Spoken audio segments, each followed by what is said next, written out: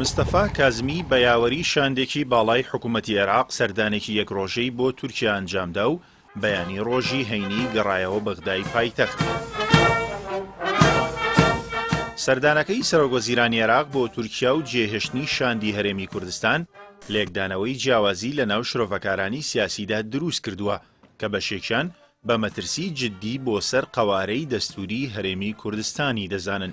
Sayın Başbakan, değerli kardeşim Mustafa Kazmi, ڕەجەب تەییب ئەردۆگان سەرۆکۆماری تورکیا لە کۆنگرە ڕۆژنامەوانی هاوبەشەکەیدا لەگەڵ کازمی ڕایگەیاند لە گفتوگۆ تایبەتەکانیان پرسی ڕوبەڕووبوونەوەی تیرۆر، پەرەپێدانی پەیوەندی ئابووری و دۆسیەی ئاو قسەیان لەبارەوە کراوە.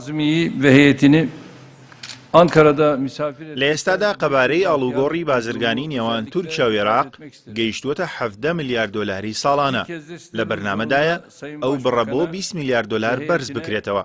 زۆربەی ئەو ئاڵوگۆڕە بازرگانیەش بە خاڵی سنووری ئیبراهیم خەلیلدا ئەنجام دەدرێت.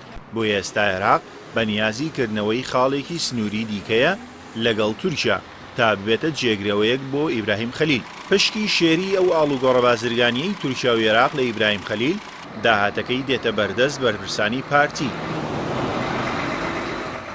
لە ئێستادا قەبارەی بازرگانی نێوان تورکیا و عێراق گەیشتووەتە 17 میلیارد دۆلاری ساڵانە.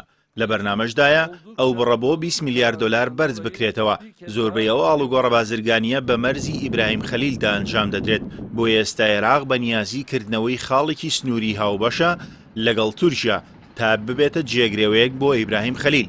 ئەمە لە کاتێکدایە پشکی شێریەوە ئاڵوگۆڕە بازرگانیەی تورکیا و عێراق لە ئیبراهیم خەلیل داهاتەکەی دەچێتە دەست بەرپرسانی پارتی لە زۆنی زەرد. ڕۆژێک پێش سەردانەکەی کازمی بۆ ئەنقەرە، فواد حوسێن وەزیری دەرەوەی عێراق لە پشکی پارتی سەردانی تورکیای کردو لەگەڵ مەولود چاوشئۆغلۆ هاوتا تورکیەکەی کۆبوویەوە.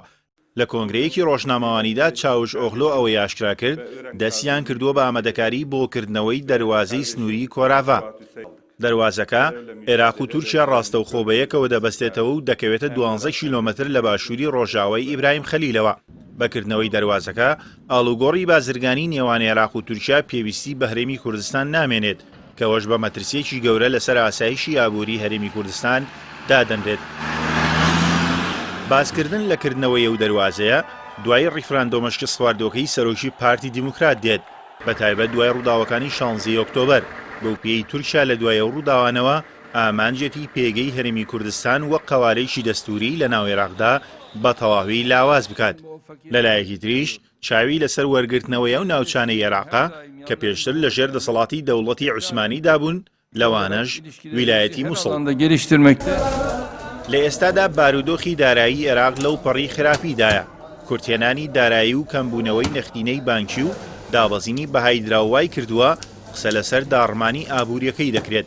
بۆیە کازمی و حکوومەتەکەی بۆ دەربازبوون لەو قەیرانە دەست بۆ هەر بژاردەیەک دەبەن کە دەرەچەیەکیان بۆ بکاتەوە. بەپێی زانیاریەکان تورکیا داوای لە عێراق کردووە لە پرسی ڕوبەڕووبوونەوەی گەریلاکانی پەکەکە هاوکاری بێت.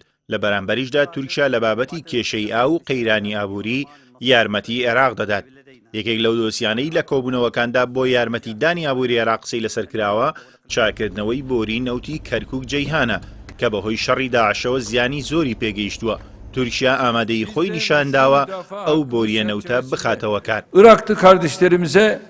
ئێستا هەرێمی کوردستان تەواوی پەیوەندیە دەرەکیەکانی لە ڕێگەی حیزب و لە ناو حیزبیشدا لە ڕێگەی چەند کەسێکی بنەماڵەوە ڕێک خستووە. بۆیە ئەو پەیوەندیانە ترسی گەورەیان لەسەر قەوارەی دەستوری هەرێمی کوردستان و دەستکەوتەکانی هەیە، چونکە هەر ڕێکەوتنێکی عێراق و تورکیا دوجار بە زیانی قەوارەکە تەواو دەبێت. شكرا جزيلا فخامة الرئيس على حسن الاستقبال وكرم الضيافة. شكرا جزيلا. شكرا.